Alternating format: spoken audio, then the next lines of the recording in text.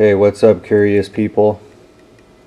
This is CB Human Rights, and I wanted to discuss something because I have a really special treat to show everybody, and I think I'm going to start doing a regular, probably weekly video about this. So, and this relates to human rights because this is an ideology that threatens all of our rights, and you can already see the effects over the years throughout your life. I'm sure you've seen the effects of it, and that is the communist ideology of that the New World Order is always pushing every single day, even if they hide behind the Republican Party with their Zionists. They're communists. I mean, half the Zionists in Israel are from Russia. So this book is not something you're going to find easily, I wouldn't think. So it's called Communist Propaganda Methods. This book is from 1960. Okay, let's get into it. And I think that this is going to relate to what's happening today, and in a big way. Things that are happening today, you're going to see these methods being used in the media, in political groups, probably everywhere. I mean, this is probably how they train the police in Israel. This is probably how they train the police from the United States in Israel. So there we go, 1960. Bam. Excuse me. Excuse me. Okay, preface. This study is an inquiry into the policies, methods, and effectiveness of the indoctrination carried out by the Communist Party of Czechoslovakia, both within its own membership and among the intelligentsia. The full adherence of the party leaders to the principle of Moscow's primacy in ideological guidance makes it relatively easy for the Soviet Union to continue to exercise control over Czechoslovakia. This study considers the task of mental Sovietization and the rank-and-file party member as a key to the success or failure of the indoctrination process.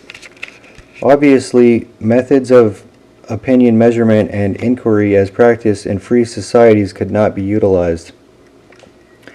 The author therefore bases his evaluation of the effectiveness of the Communist Party's propaganda and indoctrination techniques on an examination of the party press.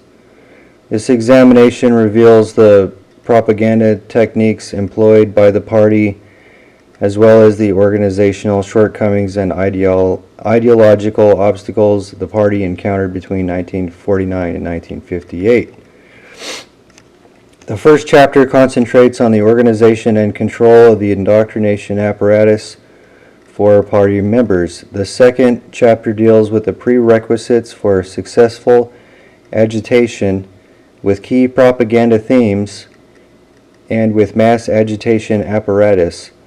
The subject of Chapter 3 is the conflict between the avowed task of the Czechoslovak Soviet Friendship League, the organization which specializes in mass Sovietization, and its actual use in the hands of local organizers of mass participation.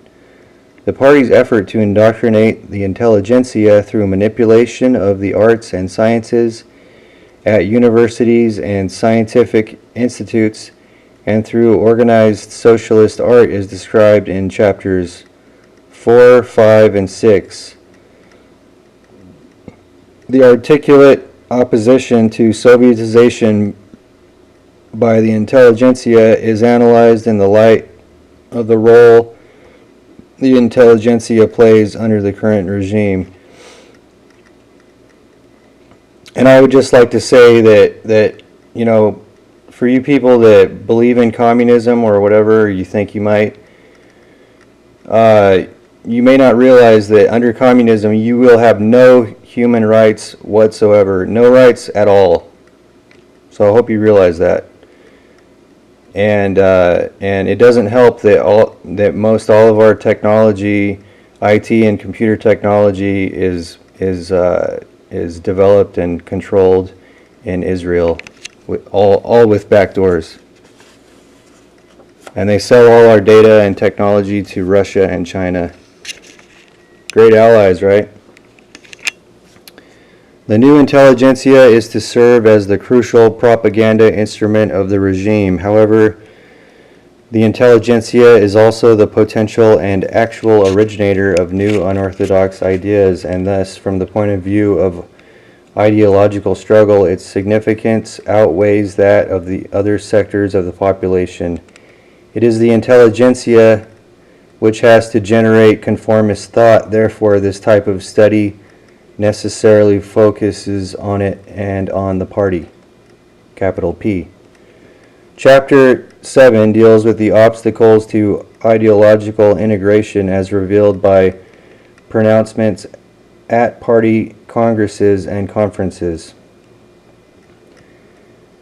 Mental resistance to indoctrination due to ideological residues of the pre-communist era is evaluated on the basis of statements by the Communist Party leaders and the particular socio-political situation in Czechoslovakia. The study encompasses the party's basic ideological and propaganda efforts and trends, from the beginning of the full-scale enforcement of Sovietization in 1949 through 1950, through the peak period of 1952 to 1953, to the period after the 20th Congress of the CPSU of 1956 through 1958. Propaganda policies of the Stalin era and the period following the 20th Congress are compared throughout. Factors which contribute to the consolidation of the Sovietization process are weighed against factors which block the party's effort to create a new man, the Soviet man, Sovetski Klovek. The author attempts to answer the crucial political question: will mental Sovietization of the people of Czechoslovakia succeed as a result of systematic elimination of independent thought? Oh! By means of such devices as pseudoscience and communist semantics? Or will it fail due to the post-Stalinist deterioration of Soviet dogmatism? Man. The author wishes to acknowledge with gratitude the guidance given to him by Dr. Hans J. Morgenthau of the University of Chicago, of the Washington Center of Foreign Policy Research of the Johns Hopkins University. He wishes to thank Dr. Zbigniew Brzezinski of the Russian Research Center of Harvard University, who gave the benefit of his valued judgment. The author thanks Dr.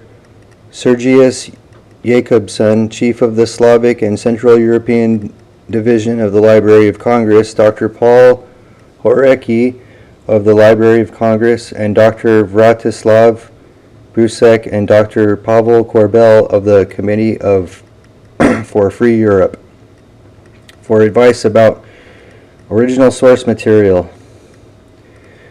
The author is indebted to the American Council of Learned Societies and the Social Science Research Council for the grant which made the publication of this book possible. The author wants to express a special thanks to his wife, Mary Louise, for typing the manuscript and composing the index, and above all for the encouragement given to him while he was writing the manuscript.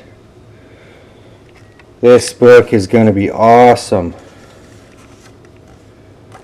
This book is going to be awesome. Okay, guys, I'll probably wait a few days and then we'll begin on the introduction. And we're going to get into this info. All right. Peace.